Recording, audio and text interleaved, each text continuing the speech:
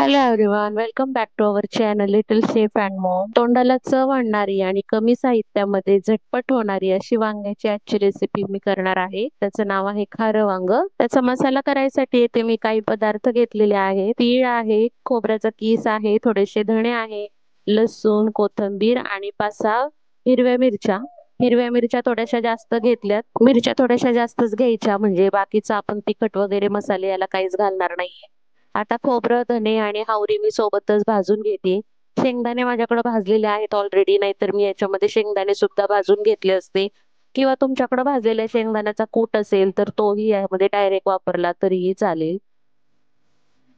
आता सगळे जिन्नस मस्त असे मी खरपूस भाजून घेतलेत आणि लगेचच ते साईडला करून ताटामध्ये काढून घेते थंड होण्यासाठी. कढई मांडलेली आहे मी. कढईमध्ये थोडंसं तेल घेते आणि मंद गॅसवरती गरम करायला ठेवली. तोपर्यंत वांग्यांच्या आपण मध्ये अशा चिरा काढून घेतलेल्या आहेत, त्याच्यामध्ये मीठ टाकायचं आहे.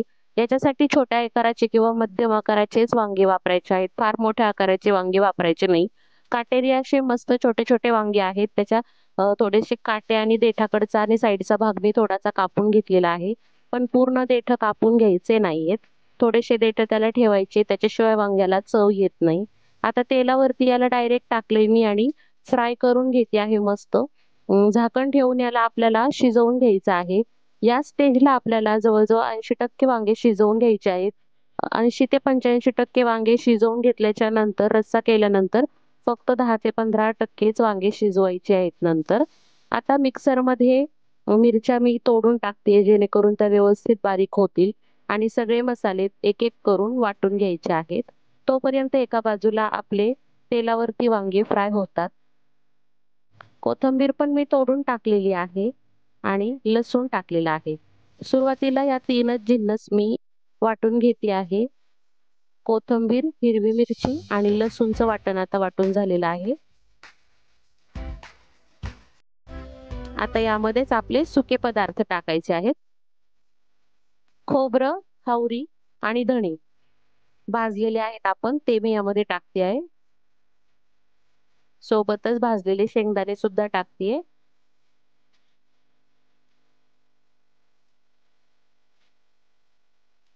व्यवस्थित असं मिक्सरला 2-3 वेळेस फिरवून चमच्याने ढिल्लं करून मी वाटून घेतलेलं आहे. कारण सुके जिन्नस आहे आणि खूप असं बारीक होत नाही, हे दरदरीतच राहतं आणि आपल्याला दरदरीतच ठेवायचं आहे. त्याच्याशिवाय भाजीला छान असं टेक्स्चर येत नाही. छान असे गोल्डन ब्राऊन कलर वरती वांगे पण माझे फ्राय झालेले आहेत.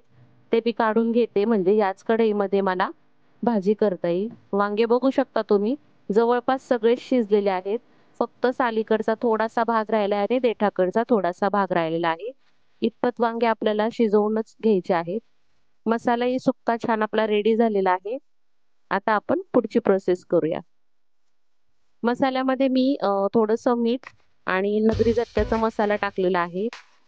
तुमच्याकडे नसेल तर घरचा कुठलाही मसाला थोडासा टाकू शकता, किंवा काहीच नाही टाकलं, नुसतं मीठ टाकलं तरीही चालेल. मीठ आणि मसाला थोडासा मिक्स करून घेते.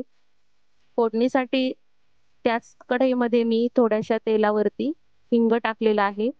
जिरे, मोहरी आणि कढीपत्ता मस्त तडतडू द्यायचं. खमंग असा सुवास सुटतो सगळीकडे फोडणीचा. त्यामध्ये आता हा सुका मसाला आपण टाकायचा आहे. सुका मसाला आपला सगळे इन्ग्रेडियंट्स भाजलेले वगैरे आहेत, त्यामुळे जास्त काही याला परतायचं नाही. अगदी मंद गॅसवरती याला थोडा वेळ रंग बदलेपर्यंत थोडंसं, म्हणजे अगदी थोडासा ब्राऊन गुलाबी कलर येईपर्यंत परतवून घ्यायचा आहे. गॅस अगदी मंद ठेवायचा, कारण की हा मसाला खूप लवकर खाली लागतो, कारण यामध्ये खोबरं असतं. आता मसाला माझा व्यवस्थित परतून झालेला आहे 1-2-3 सेकंद. यामध्ये आता मी गरम पाणी ऍड करणार आहे. आपल्याला कितपत कढण हवंय त्या हिशोबाने गरम पाणी टाकायचं.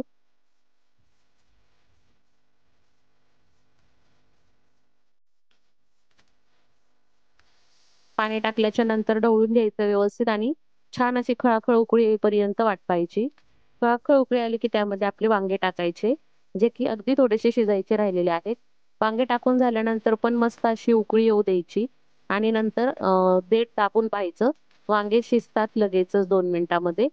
छान असं सोप्या पद्धतीचं आणि झटपट होणारं खारं वांग रेडी आहे.